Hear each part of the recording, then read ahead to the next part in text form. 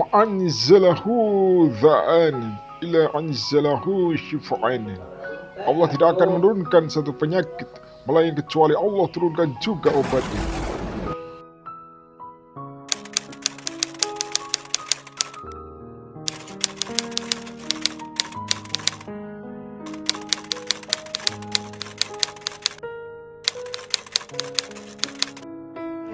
Oke, kita jawab.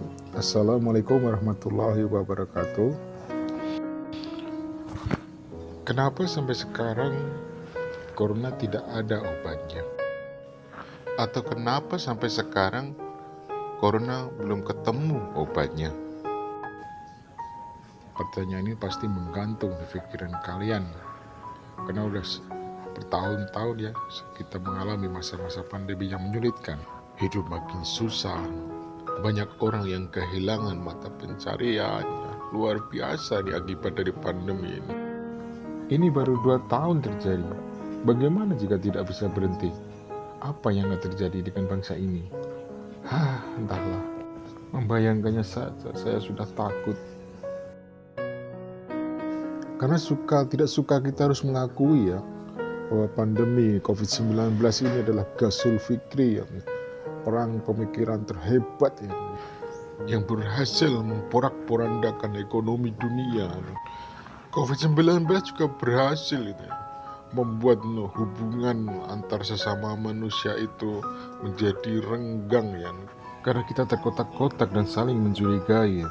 COVID-19 bukan hanya membodohkan manusia, tapi juga membuat manusia itu menjadi bingung ya.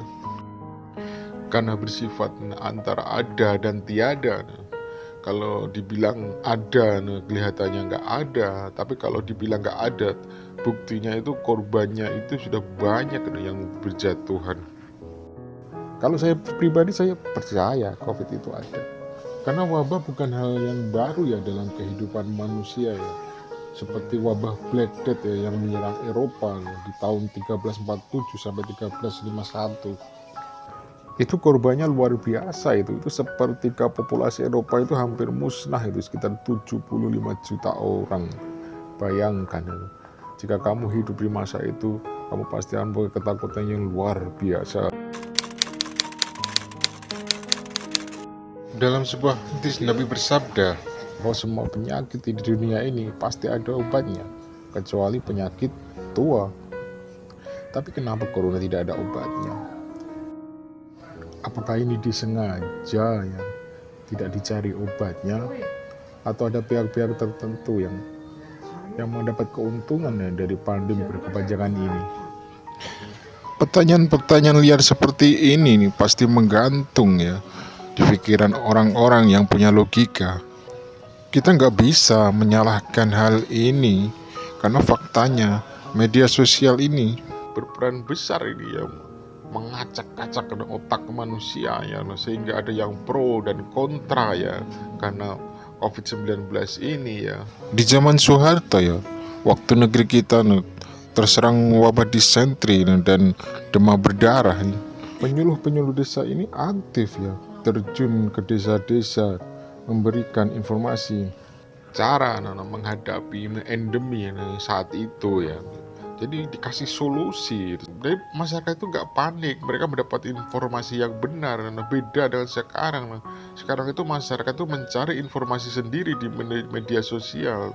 Dan media sosial itu ada yang benar dan ada yang tidak benar. Sehingga banyak ya akhirnya menjadi tersesat.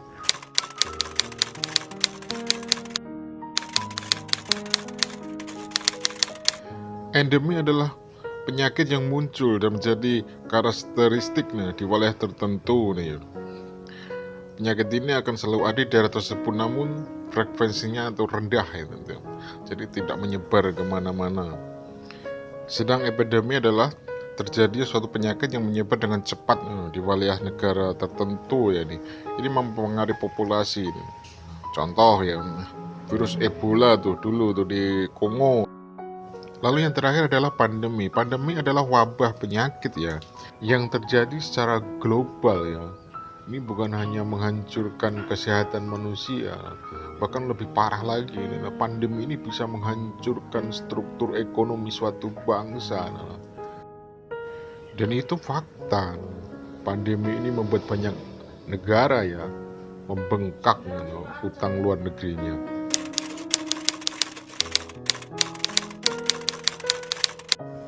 Penyakit adalah kondisi abnormal tertentu yang secara negatif mempengaruhi struktur atau fungsi sebagian atau seluruh tubuh suatu makhluk hidup.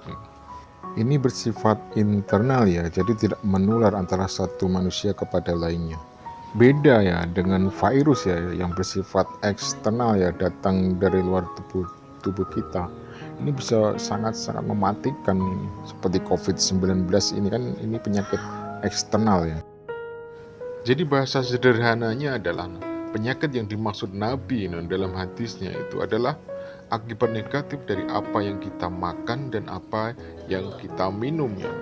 Karena penyakit kan terjadi disebabkan oleh dua hal ya. Terinfeksinya tubuh oleh bakteri, ini bersifat internal ya, dan ini tidak menular. Yang kedua adalah terinfeksinya tubuh oleh virus, ini bersifat eksternal ya, dan ini bisa sangat berbahaya. Jadi jika kamu bertanya kenapa wabah COVID-19 belum ada obatnya, jawabannya adalah karena COVID ini adalah wabah. Yang namanya wabah maka ujungnya adalah virus. Artinya ada yang membuat, ada yang menggerakkan, dan ada yang mendapat keuntungan dari hal tersebut.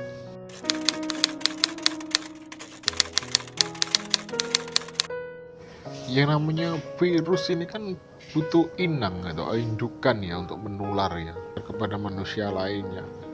Ini sama ini kayak penyakit HIV/AIDS ya. Pertama kali ditemukan ya di Kongo ya 1920 itu. Sampai sekarang ini AIDS ini kan nggak ada obatnya ini. Hingga tahun 2019 saja yang terpapar penyakit AIDS ini hampir 30 juta orang, dan luar biasa ya yang meninggal karena penyakit HIV/AIDS ini.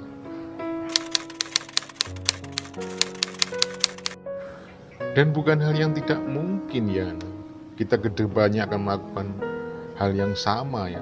Kita hidup berdampingan dengan COVID-19 karena belum ada obatnya. Dan berhentilah membuat drama-drama ya yang menakuti manusia ya. Manusia itu tidak selemah itu. COVID ini bukan akhir dunia ya. Dulu Black Death, flu Spanyol itu jauh lebih mengerikan dari COVID ini. Tapi faktanya manusia bisa bangkit ini dari kegagalan tersebut. Jadi berhentilah ya menyebarkan berita-berita hoak ya, yang menghancurkan mental dari rakyat ya. Rakyat itu butuh semangat, butuh support untuk bangkit dari kegagalan ini. Pandemi ini harus kita lawan, kita harus bersatu agar kondisi menjadi normal seperti dulu lagi.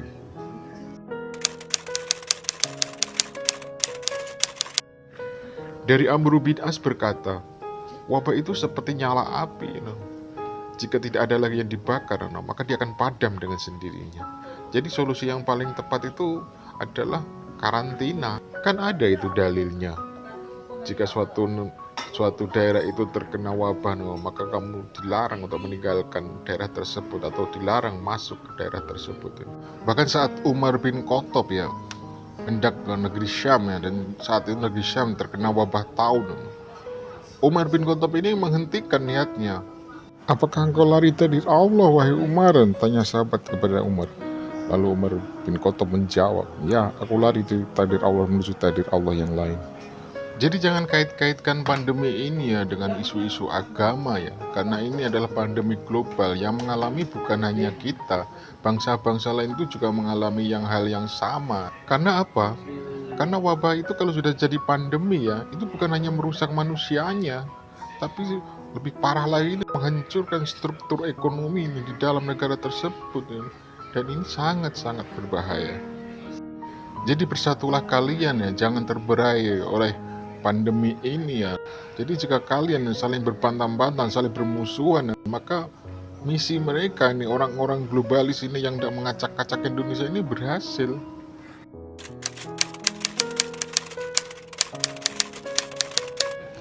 Yang utama sebagai seorang muslim ya, kita harus banyak bersabar ya. Sabar adalah karakter dari seorang muslim ya. Kedua, jangan melawan sistem, karena kita akan nggak mampu melawan sistem. Bahkan negara ini pun tidak akan mampu melawan sistem. Ikuti saja sifat air itu. Diam-diam menghanyutkan ya. Saya yakin suatu hari pandemi ini pasti akan segera berakhir. Insya Allah. Terima kasih. Bertemu lagi dengan saya Didi Wiganto. Wassalamualaikum warahmatullahi wabarakatuh.